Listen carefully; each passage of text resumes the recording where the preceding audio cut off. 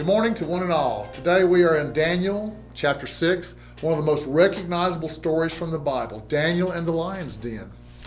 In Daniel 6, verses 1 through 3, it says, "It pleased Darius to set over the kingdom 120 princes, which should be over the whole kingdom, and over these three presidents, of whom Daniel was first, that the princes might give accounts unto them, and the king should have no damage. Then this Daniel was preferred above the presidents and the princes, because an excellent spirit was in him, and the king thought to set him over the whole realm." So what this is like the organizational chart for the kingdom. He's got 120 princes who are going to be over these various territories, and he picks 3 guys to be over them, and Daniel is over the whole realm itself. And where it says that he should receive no damage, this is not physical damage. What it means is he don't want to lose any taxes. He was more interested in protecting against material losses, collecting taxes, than any type of administrative issues. Now we learned of Darius, King Darius, in Daniel 5:31. And it says, "And Darius the Median took the kingdom." Now he was made the king over this. This was a combined Persian Medes operation. Darius is believed to be a sub-king under Cyrus, the king of Persia. And at this time, Daniel is about 85 to 90 years old. And once again, he is being placed in a position of supreme authority. He's over all these presidents, and he's overseers. He's over the 120 princes or governors of the various regions of the Babylonian Empire. So why would God again want to put Daniel in such a place of authority, especially when we start reading about the conspiracy against him in the following verse? Verse 4 says, "Then the presidents and the princes sought to find occasion against Daniel concerning the kingdom.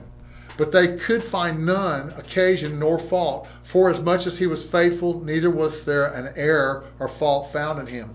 We are not told why these men were conspiring against Daniel. Were they driven by jealousy, desire for more power? Were they embarrassed by having to answer to an elderly Hebrew captive before going to the king?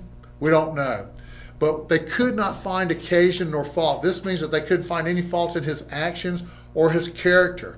It says, "Neither was there any fault or error found in him." Now this wasn't to imply that Daniel was actually sinless, but that he was a man of great integrity in all that he did. Now these virtues that were stated here made him a target to all those that were reporting to him. And verse 5 goes on to say, "Finally these men said, we will never find any basis for charges against this man Daniel unless it has something to do with the law of his God." Now 1 Peter 4:15 and 16 says, "But let none of you suffer as a murderer, or as a thief, or as an evildoer, or as a busybody in other men's matters. Yet, if any man suffer as a Christian, let him not be ashamed, but let him glorify God on this behalf." And this is what Daniel's doing. They can't find anything wrong with him. He's not a murderer, a thief, an evildoer. He hasn't, stepped on anybody. It's just his belief in God and his faithfulness to God that's made him a target. Now verses 6 and 7 say, "Then these presidents and princes assembled together to the king, and said thus unto him, King Darius, live forever. For all the presidents of the kingdom, the governors, and the princes, the counselors, and the captains have consulted together to establish a royal statute and to make a firm decree, that whosoever shall ask a petition of any god or man for 30 days, save of thee, O king, he shall be cast into the den of lions." Now, first of all, it says all the presidents, the governors, the princes, the counselors had consulted together. Well, this was a lie. They told a lie because Daniel wasn't present there, and he would not have been part of this. So they told a lie number 1 to the king, and it said, "Whoever shall ask a petition of any god or man for the 30 days, save thee, O king." So what they're presenting is a decree or a law that says that nobody, for any reason, can pray or petition any god or a man for 30 days except for King Darius. Now, because of their knowledge of Daniel, of his religion, of his piousness, of his faith to God, these counselors, his enemies, knew it would go against Daniel's beliefs and that he would be in violation or rebellion to the decree made by the king, but was prompted by and organized by the princes and overseers. If the enemies of Daniel knew him, they also knew Darius. They knew that they could appeal to Darius's pride as king of the Babylonian Empire. And apparently, he was a prideful person because he made this decree, hey, these people got to talk about me and nobody else, without really thinking it through. Now the phrase cast into the den of lions. In the ancient times, the Asiatic lion ranged from Asia Minor and Greece to Palestine to Syria to Mesopotamia to the northwest India. This lion was everywhere. He was feared and respected. The animal often appeared in ancient Near Eastern art. There are glazed brick depictions of lions that decorate the ancient Babylonian processional way. Now, although there are no lions in the wild in the Holy Land today, there is at least 150 scriptural references to this animal that show that it was familiar to biblical writers. Some record actual encounters with the lions. Samson, David, Benadiah, for example, are credited with killing lions. Other individuals were slain by lions. So this was not an idle threat. They had these lions captured apparently and held in a penned area. Verse 8 says, "Now, O king, establish the decree and sign the writing that it be not changed according to the law of the Medes and the Persians, which alter not." So they're pushing the king to establish the decree. They're like, "Now, let's get it done." They're not giving him any option to think about it. Sign it so we can get it. And once it's signed, it can't be changed.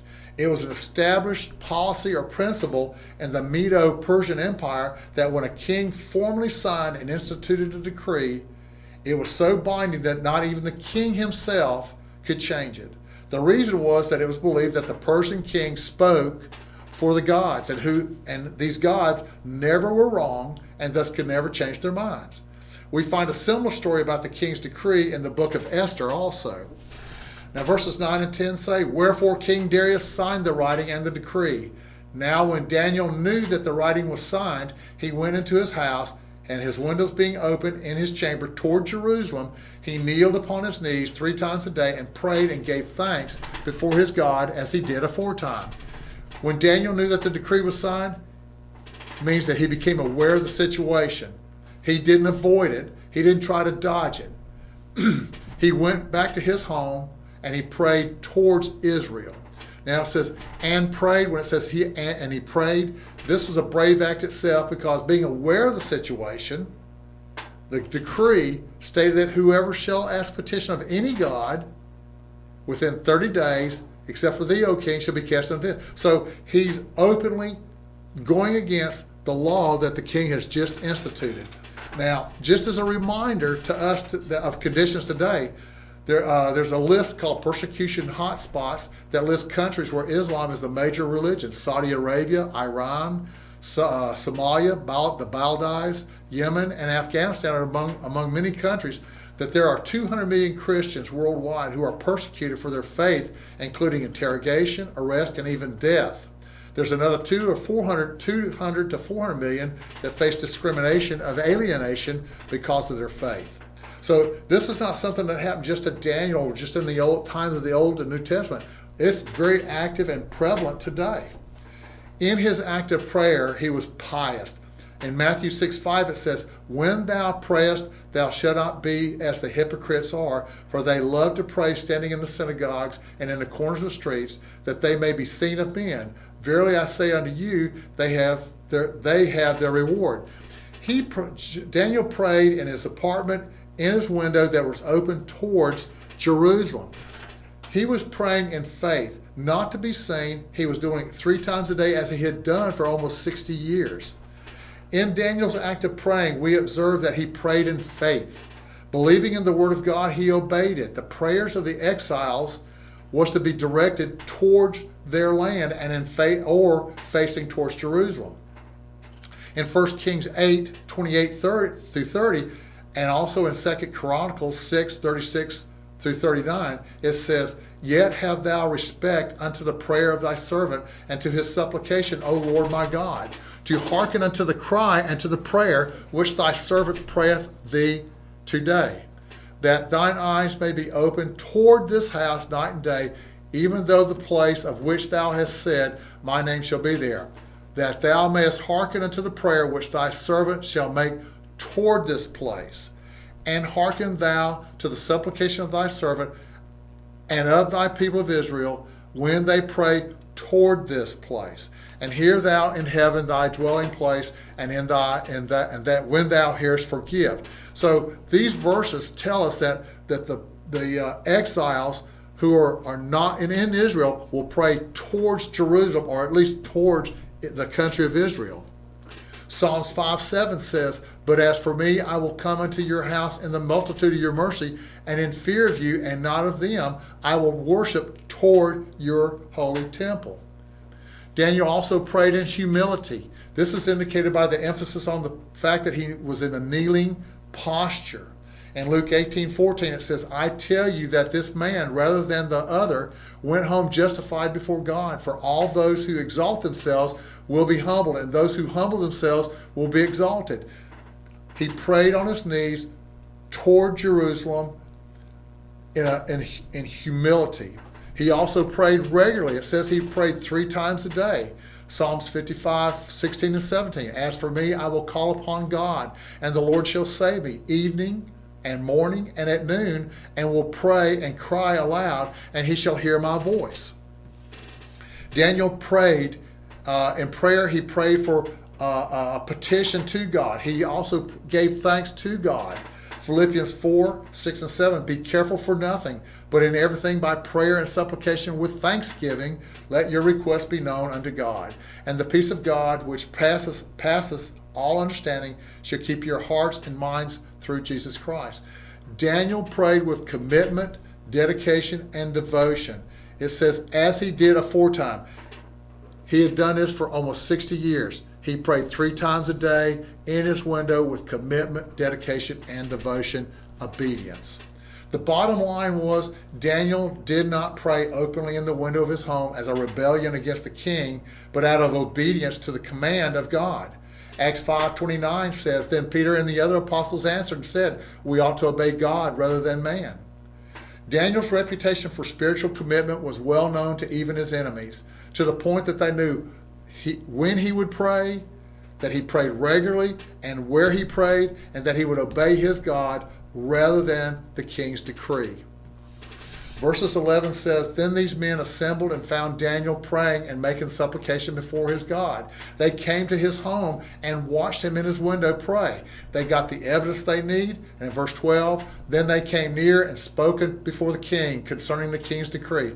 Hast thou not signed a decree that every man that shall ask petition of any god or man within 30 days, save of thee, O king, shall be cast into the den of lions? The king answered and said, the thing is true, according to the law of Medes and Persians, which alter not.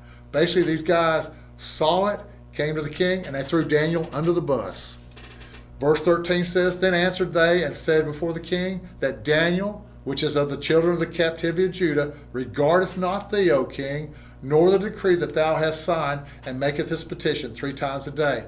So they throwed him under the bus. They told the king. The king, in verse 14, then the king, when he heard these words, was sore displeased with himself, and set his heart on Daniel to deliver him, and he labored till the going down of the sun to deliver him.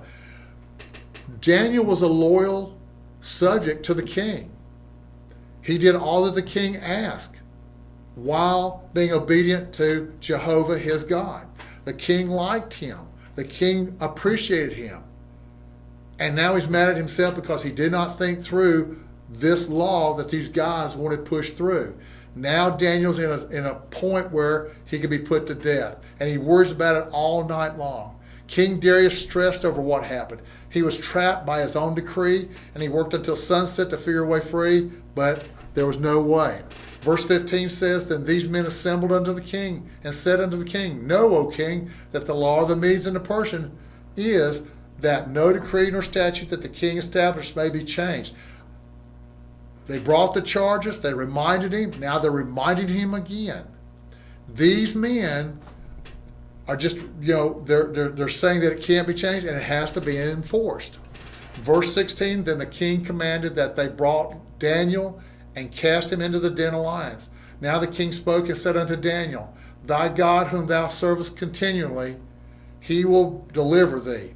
So the king is having to enforce his law. He has Daniel brought, he's thrown into the pit, but he also offers encouragement. Here's the pagan king offering encouragement to Daniel, thy God whom thou serve continually. He knows what his habits are. He knows that he's been serving Jehovah continually. He will deliver thee. Fulfilling his decree, Daniel is cast into the den of lions. But the pagan king, again, offers that encouragement. Darius had faith, and it was faith born out of Daniel's trust in the Lord. The idea was, I tried my best to save you, Daniel, but I failed. Now it's up to your God.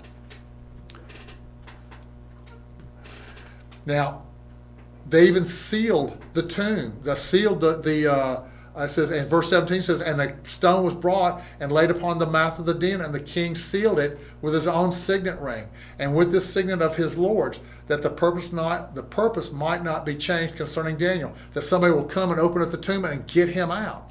Verse 18 says, then the king went to his palace and passed the night fasting.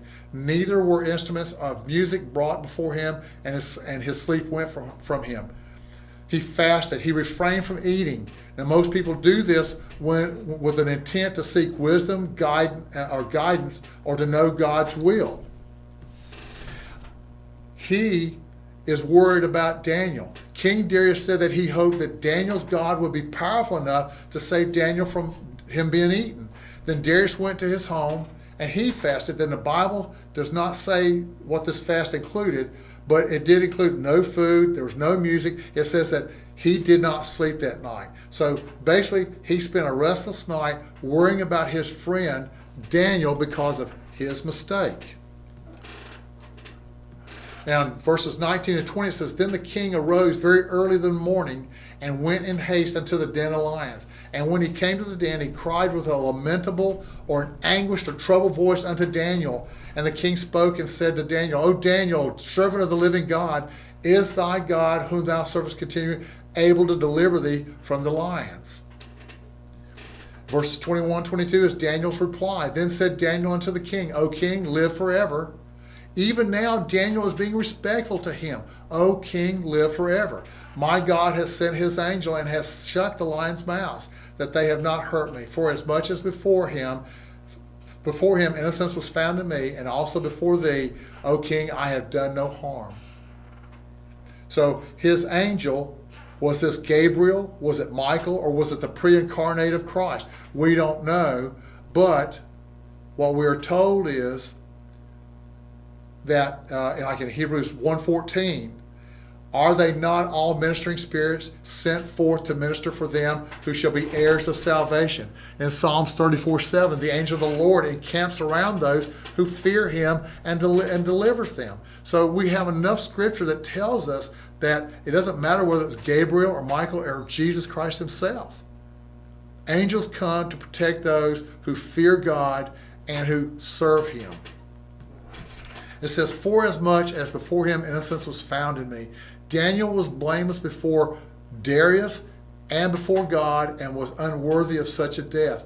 Daniel was preserved through his faith. Because of this faith, Daniel is recognized in Hebrews 11:33 as one whose faith stopped the mouths of lions. And in verse 23 it says, then was the king exceedingly glad for him, and commanded that they should take Daniel up out of the den. So Daniel was taken up out of the den, and no manner of hurt was found upon him, because he believed in his God. In verse 24, and the king commanded, and they brought those men which had accused Daniel falsely, and they cast them into the den of lions. Then their children and their wives and the lions had mastery of them, and broke all their bones in pieces, and or ever they came to the bottom of the den. So the king quickly had all these people who accused Daniel. Now it was through their treachery that all this happened, and the king did not condone this treachery, so he had the children and their wives thrown in with them. Now, killing whole families was a cruel act, but according to the Greek historian Herodotus, it was a very common practice. Even in Joshua 7, verses 20 through 26, we have Achan, who was disobedient to God's instructions, and as a result, he and his entire family were put to death. Verses 25 and 26, then King Darius wrote unto all people, nations and languages that dwell in all the earth, peace be multiplied unto you. I make a decree that in every dominion of my kingdom men tremble and fear before the God of Daniel. For he is a living God and steadfast forever. And his kingdom that which shall not be destroyed, and his dominion shall be even unto the end. He delivereth and rescueth, and he worketh signs and wonders in heaven and earth, who hath delivered Daniel from the power of the lions. To date, in the book of Daniel, we see that God's people stand firm in their convictions.